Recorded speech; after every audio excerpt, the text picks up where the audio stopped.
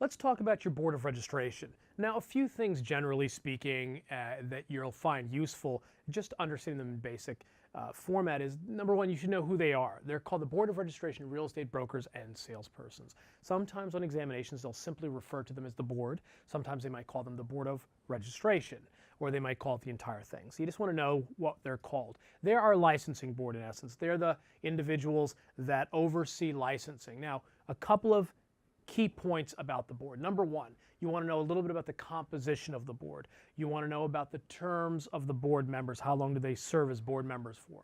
Their compensation, if they receive any, and their meeting requirements. And then I want to kind of give you an overview. So I'm going to give you kind of 3 duties and powers that tend to be the biggest ones that you see on this exam.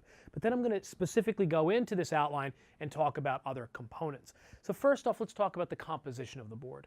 The board is made up of 5 members. You want to know 5-member board.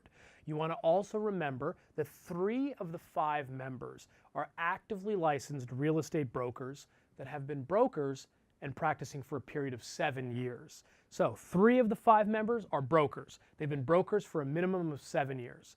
The other 2 are regular citizens of the Commonwealth of Massachusetts with really no formal real estate background. So they're not involved in brokerage. They're just citizens. Now all 5 apply and are appointed by the executive branch of office here, the governor's office. So they're accepted and appointed. Okay. Now these 5 members have to serve for 5 years. So that's pretty easy to remember. 5 members, their term of service is 5 years. Okay.